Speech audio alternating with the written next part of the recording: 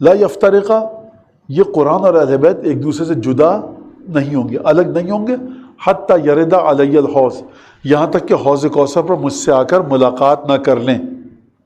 یہ حوض کوثر پر رسول خدا سے ملاقات کریں گے جا کر۔ اب یہ جو لفظ ہے کہ جدا نہیں ہوں گے، اس کا مطلب کیا ہے؟ یہ سوال ہے نا، جدا نہیں ہوں گے، کیا مطلب جدا نہیں ہوں گے؟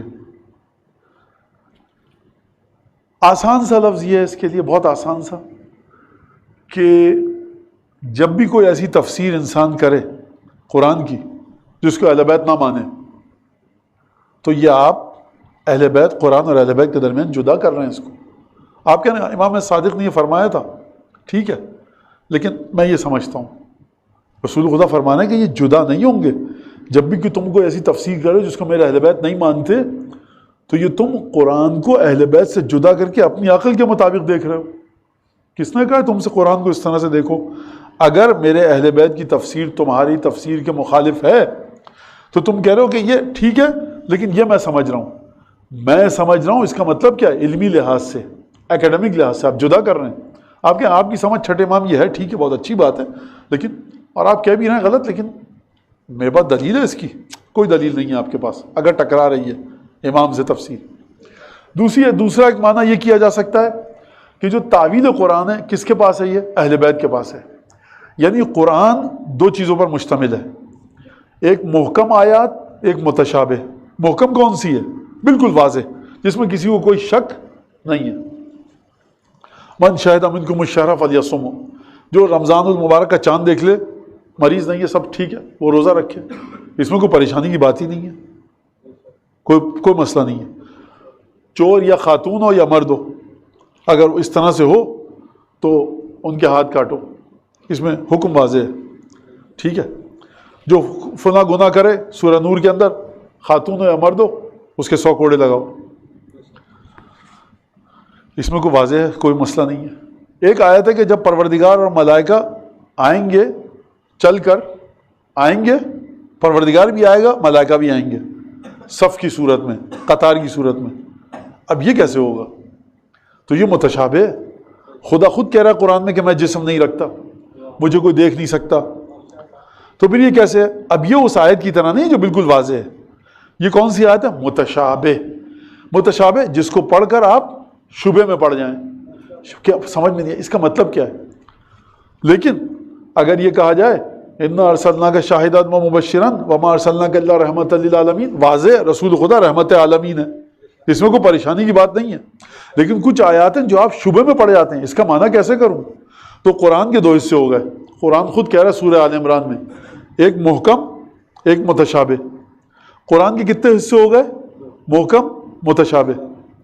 اگر آپ 5 وقت کے نمازی ہیں، اس کا مطلب کیا ہے؟ آپ صبح کی بھی پڑھتے ہیں، ظہر کی بھی، عصر کی بھی، مغرب کی بھی، عشاء کی بھی۔ اگر کوئی زور عصر کی نہیں پڑھا کہ میں 5 وقت کی نماز پڑھتا ہوں، بھائی میں تو زور عصر کی نہیں پڑھتا، تو آپ نمازی نہیں ہیں۔ اس کا مطلب یہ ہے کہ قرآن 2 حصوں پر ہے، محکم اور متشابہ۔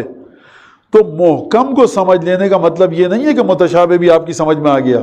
یہ متشابہ تعویل متشابہ کی تفسیر اہل بیت کے پاس ہے۔ لہٰذا اگر آپ نے آدھے قرآن کو سمجھ لیا، محکم آیات تو میں سمجھ رہا ہوں جو واضح ہیں، سرکار آپ محکم آیات تو سمجھ رہے ہیں لیکن متشابہ تو آپ کی سمجھ میں نہیں آ رہا نا۔ متشابہ آیات کتنی ہیں نہیں سمجھ رہا، ٹھیک ہے، لیکن میرے پاس ہے نا، یہ حدیث کہہ رہی ہے دیکھو پورا کا پورا قرآن اہل بیت سے کبھی جدا نہیں ہوگا، چاہے محکم چاہے متشابہ، تمہیں اس میں اہل بیت کے پیچھے چلنا ہے۔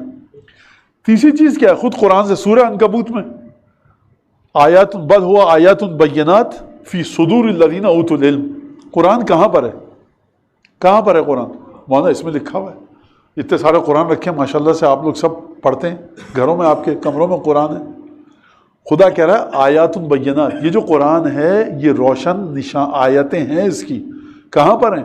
ان لوگوں کے سینے میں جس کو بارگاہ الہی سے علم عطا کیا گیا ہے۔ بارگاہ الہی سے کس کو علم عطا کیا گیا ہے؟ اہل بیت کو۔ اچھا اب آپ کہہ سکتے ہیں مولانا کوئی ایسا عالم ہے جس کو غیب کے علاوہ کہیں سے علم عطا ہو؟ ہم سب غیب سے لیتے ہیں۔ بیٹھے بیٹھے آپ کے ذہن میں خیال آتا ہے، میں موٹر سائیکل کا میکینک ہوں، میرے ذہن میں بیٹھے بیٹھے خیال آتا ہے موٹر سائیکل صحیح نہیں ہو رہی مجھ سے، ساری کوششیں کر لی، پلگ صاف کر لیا، فیول پمپ، یہ آئل چیک کر لیا، صحیح نہیں ہو رہا، بیٹھا ہوں میں, ایک دم سے خیال آیا, اسپارک ہوا ذہن میں, یہ چیز تو چیک کروں. میں نے چیک کی, ہاں وہ خراب تھی, موٹر سائیکل اسٹارٹ ہو گئی, صحیح ہو گئی. یہ کہاں سے آیا؟ یہ بھی غیب سے آیا ہے. تو لیکن ہمیشہ آپ کے پاس غیب سے خیالات نہیں آتے.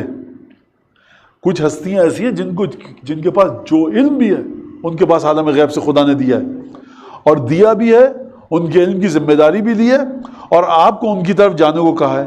آیات بینات فی صدور الذین اوتوا العلم, یہ کس کے سینے میں ہے قرآن؟ یہ کاغذ پر تو لکھا ہوا حروف ہیں.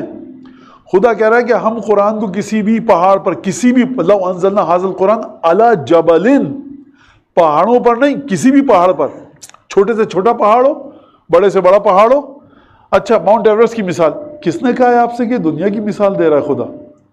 آپ گئے مارس پر, زحل پر, مشتری پر, عطارد پر, اتنے سیارے ستارے ہیں, وہاں پر کوئی پہاڑ شاید ایسا ہو کہ جہاں پر جس کے سامنے K2 کی جو چوٹی ہے پاکستان میں ہمارے, وہ ایک ذرے کی طرح ہو. کسی بھی پہاڑ پر نازل کرتے قرآن کو, ریزہ ریزہ ہو جاتا. میرے تو گھر کے تاخچے پہ رکھا ہوا ہے سیمنٹ کا, اس میں سے اتنی سی سیمنٹ بھی نہیں جھڑی. اس کا مطلب ہے کہ قرآن کے الفاظ اور ہیں, حقائق اور ہیں. خدا کہہ رہا ہے سینوں میں ان لوگوں کے کہ جن کو عالم غیب سے علم دیا گیا ہے.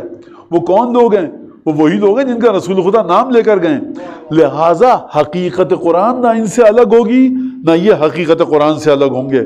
آپ کو چاہیے کہ ان سے جا کر آپ پوچھیں قرآن کے بارے میں.